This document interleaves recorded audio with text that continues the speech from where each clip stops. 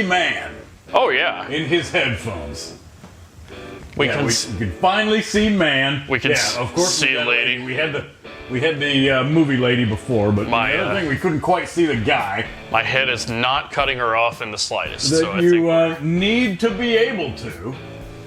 I mean, how else are you gonna know? To find out, yeah. After another lengthy hiatus. Force, yes. Due to a variety of, what are they called?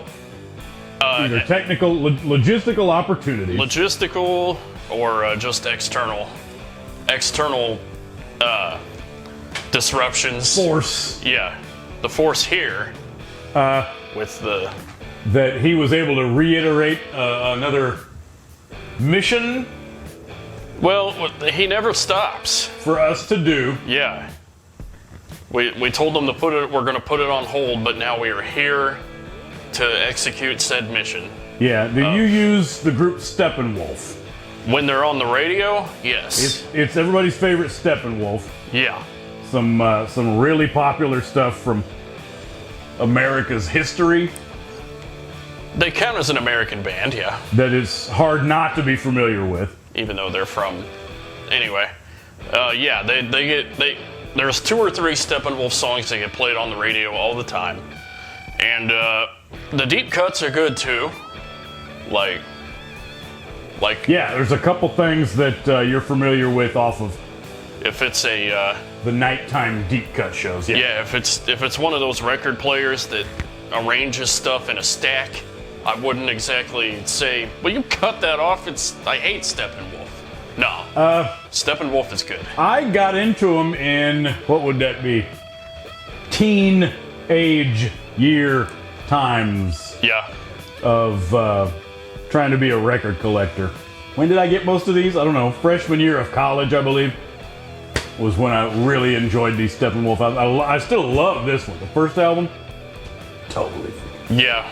First album. Yes. First album's great. Yes, we are actually here today to not go through that one. No. Suki. To not go through that one. Not at all. By golly, to not go through that one with the cool, what it is.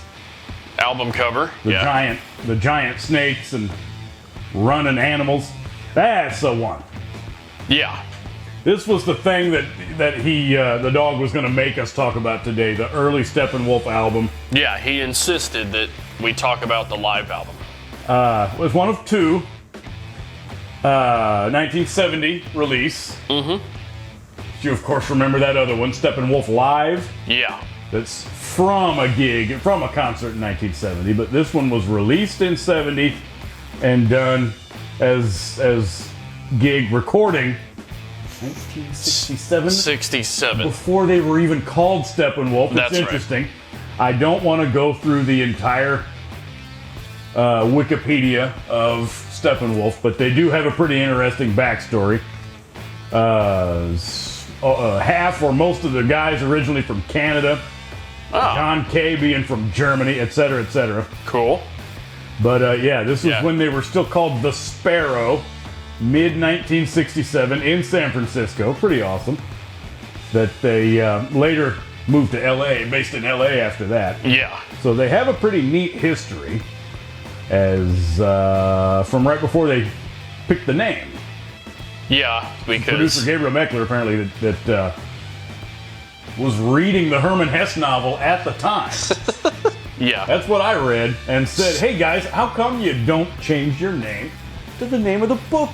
Exactly. Steppenwolf. Yeah. John, you're from Germany. Yeah. What is it? This. From what it says here. Frisbee, or early Steppenwolf.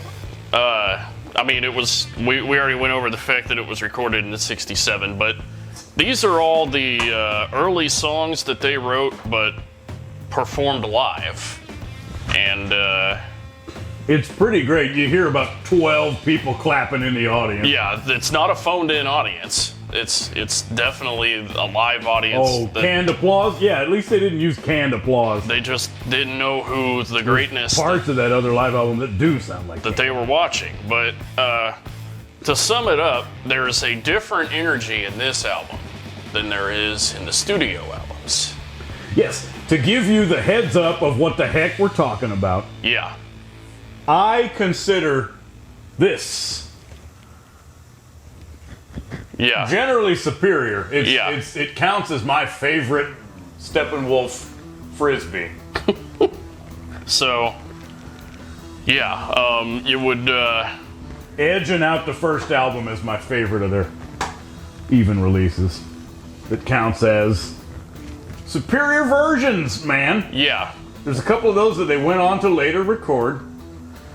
68 or 9 or so. Yeah, because these would count as the first iterations. You hear them. Yeah, when you hear them, you're just like, no, that first one was better. Yeah. I think so. So, I mean, do you want to... Yeah, what do you get? Okay. In the way of tracks, what do you get? So, I forgot how this even goes with the long one. What's side one? Is that the songs or the one? side one is just a list of 5 songs. So The shorter songs are side one. Okay, Yeah. So Power Play. Power Play is a freaking banger to start off on the first one. Yes, what I say, one of my favorite of their songs. Yeah. Good. Speaks to me as what would soon become a quintessential Steppenwolf thing. Especially for 1967, it counts as hard rock because Yes, you can't not give Steppenwolf credit. Yeah. Extremely early, great examples of hard rock. So, yeah, great riff. Yeah. The drums are good.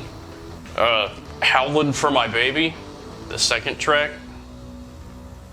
Oh, yes, lest you say there's not enough proof that they could do straight blues Yeah, and be a blues rock group. because it tones down for Howlin' for My Baby, but it still counts as bluesy rock And type thing. Was that a real Howlin' Wolf track? I forgot to look that up. I'm pretty sure it was. In the audience, John Kay says, or in the recording, Yeah, he says this is a number by Howlin' Wolf, but then you look on the songwriting credits and it doesn't show it. So I got confused as to what it is. But yeah, more classic than heck. yeah. Straight blues For the song. blues aficionados, Going Upstairs counts as another hard blues song. Where we're still jacking up the blues. where he talks. That's probably my favorite track on the whole thing. That's pretty awesome. The song where he talks about bringing his laundry downstairs or something. I think that's what it was about. Oh, well, he's leaving. Yeah. There's plenty of Never songs, mind. especially in blues, about Leaving. I'm leaving tomorrow. Yeah. Or something. He's going on. Just Yeah, that's neat. He actually calls it its full title. It's called going upstairs, bringing down all my clothes. yeah. Where you know. Moving your laundry. Yeah. So Again, it's a candidate for my favorite of all time song of theirs. That we didn't point out the personnel difference. yes. Mars Bonfire. This was when Mars Bonfire was still in the group. Yeah. 'Cause he wasn't in actual Steppenwolf. He was gone by the time they had their first album in '68. The name change. With a Yeah. different guitarist, Michael Monarch. Yeah. So we need to point out it's Dennis Edmonton, Yeah. the drummer's And brother. that's probably where most of the energy actually comes from. But I mean, Oh, especially for that track. Yeah. Yeah, it's the legendary Mars Bonfire, the guy who wrote Born to Be Wild. Yeah. But he was not an actual member of Steppenwolf later. right. But yeah, you hear him, and what's the cool thing about that, aside from that it just generally kicks ass? The fuzz. The fuzz, yeah. Yeah. You hear that classic 60s fuzz guitar, Yeah. except he's on a solo where it gives an example of what it sounds like way higher pitch way up there, yeah. than most He's playing the guys let you hear an example of. playing the guitar or up here instead of like down here. And then eventually goes down to where you can tell what it is that you've heard 1,000 times. What it's supposed to be. Anyway. But yeah, great arrangement. Yeah, I love the couple little solos and arrangement near the end of that song. Going upstairs, awesome thing. And I mean, oh, okay, never mind. We'll have to save that one for later. This next one, Corina. Oh yes, you appreciate stuff that has the name Corina in the title of it. Yeah. A few different nice examples of that. Demonstrates their ability to slow down. It's kind of like a slow love song. Yeah, you can always get an interlude in the rockin'. Yeah. I mean, you can't prove to the ladies that you can get soft and slow. And you can't really, keep a high energy for like 45 to 50 minutes straight. That's like almost impossible. You gotta take a break. Wear them out. Wear yourself out anyway. Yeah. So. And do a touching number. Yeah, there's nothing wrong with. Yeah. Not every song you do has to be the exact same. It can be a slow jam. In style and in energy and in tone. Yeah. So. But yeah, nice, pretty guitars. I'm gonna point out. Don't forget, John Kay counts as the rhythm guitarist. Yeah. That's him in this little drawing, in a rotoscope drawing with a guitar. He's not the main. He doesn't always play it. He might have it slung behind his back or put it down. Yeah. Especially when he has to play harmonica. But yeah. Not the main guitarist. It's more Bonfire, but yeah, he counts as the rhythm guitarist of the group. Yeah. So the fifth one, Tighten Up Your Wig. Yes, another major favorite. This is what a way to end the A side on this. That you have a later example on the second album. The second one, yes. It's called. They recorded a studio version. Steppenwolf second. That again, I consider. I hate to say it, but I consider inferior to this version. Yeah, this one's way better, and I mean, I like that guitar riff. Yeah, it's got that cool, novelty, weird riff. And the grunge, like the grungy bass. Oh, okay. It had some good bass on it. Again, your, what's it called? Highly politicized John Kay lyrics. Well, yeah. 75 to 90% of his stuff is American political climate of the 60s. And it's the great thing about that is like the popular songs that are on the radio are decidedly not, except for maybe that part of Monster. But you mean of their numbers? When you're getting your motor running, that's not exactly political. True. Most of their memorable radio hits are just more about bad boy scene, being a biker or being a party animal in general. Yeah. So. And what's that called? Fantasy Can Take You Away, or whatever Magic Carpet Ride talks Something about. along those lines, yeah. In your Steppenwolf usage, but yeah, his stuff is mostly very political. Very, very political. Yeah. So that's a good rounder for side A, and side B, or the second side. I have to quickly mention before we move to that. Tighten Up Your Wig. Coolest outro or ending. That's right. Remember that riff that they don't do till the end? Yeah. Or use an example or play it real quick at the beginning. Anyway, it's the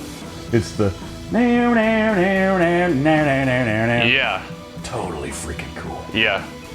And the A-sides, listen to it live or listen to it on the other live albums, Steppenwolf Live, whatever else you find on YouTube. Right. And the studio version. The A-sides on there, categorically inferior. This is I don't know. It's one of those where it's like 25 seconds of the coolest part of the right way to say that. The coolest. Some of the coolest 30 seconds of all of rock music at the end, where it's the yeah. Hey, and then come on. Yeah. Totally awesome. Yeah, that's a good way to end the song. definitely. Some of the most perfect John K. time ever. And then what's our side 2? Well, it's of one this crazy thing. It's one song. TM asterisk. And they didn't do that. The Pusher is what's on. It's not uncommon. Yes. For one of those sidelong things, but it's the only one that Steppenwolf did, correct? That's right. That's what makes this notable is they participated only one time in the Space Jam 17 to 25 minute long noodling thing that takes up an entire and this one is this the thing about this is that it's truly spacey. It's great. They do some pretty way out stuff in there instead of just taking a song and giving everybody a turn on a solo. Yeah, like a lot of these sidelong things are. They really get far out and go spacey with it. Like that song there sounded almost exactly, or it would fit in well with the Saucer Full of Secrets. Gave me a Pink Floyd vibe. Yeah, it's Pink Floydish. Yeah. They're doing some just some high-pitched noises on the guitar strings. Let's not forget about the vocalizations, the doubled and echoed, like the you get a lot of cool. What were we calling it? Crazed mumbling. Crazed mumbling, yeah. With some great reverb and echo added on. It's great. With the microphones, and I guess it's John doing it because it's the vocals. But yeah, he'll be like, yeah. You can't. If he's talking, you can't understand a word of it. But it just sounds like a guy who's softly mumbling. The thing that sells it though is that echo. Like without the echo, it sounds awesome. Yeah, it would fall very flat. It would be like, what are you even doing, dude? Super classic psychedelic echo effect. Yeah. Yeah, but let's see, some great errant drumming. Great drumming. Part of Jerry Edmonton. Yeah, and just kind of slowly drumming his way through, and it goes for 15 minutes. It does. It's a 21, almost 22-minute track. Yeah. And the Pusher doesn't start till 14 or 15 minutes in, so you get this psychedelic jam for like 15 minutes. It's awesome. The majority of the song is the way outs and the space jams. Lest we forget the cool psychedelic high-pitched organs. Yeah, a few minutes in, you get Goldie. Yeah. One of the other beloved members of classic Steppenwolf, the guy with the giant afro, Mr. Goldie McJohn, that comes in with... That was awesome. What were we calling it? Jarring. Oh yeah, jarring. Jarring-ass keyboard. Yeah. Pring. Yeah. And it's all over the place. So, yeah. Pretty awesome. The only thing I have to complain about side B, or side 2, is that you eventually get to hear the Pusher.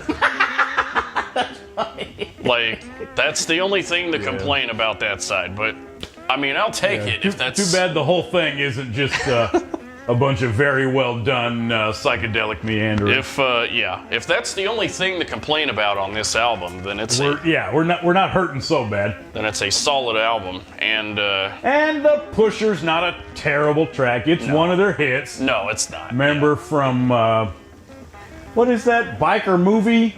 Oh, part of how they first got popular. Easy Rider. Easy Rider, yeah, it's part of that from the soundtrack of Easy Rider, the Pusher song. Mm-hmm. Hoyt Axton. Yeah, which that version actually kicks ass too. So like, yeah, I didn't know about that forever. Aside from just that was the name of the guy that wrote the song. Yeah, but whether or not he somehow recorded it and then recorded it again, however they knew about that to play it at a gig in 1967. Right. But yeah, that's one of those mysteries that'll be lost to time probably. Whether he had a time-traveling apparatus or not. Somebody did. Or something. The underground scene or whatever. So... Nick as the bassist. Remember, Nick St. Nicholas. Yeah. I forgot how many of them were that he knew from Canada and brought with him to California.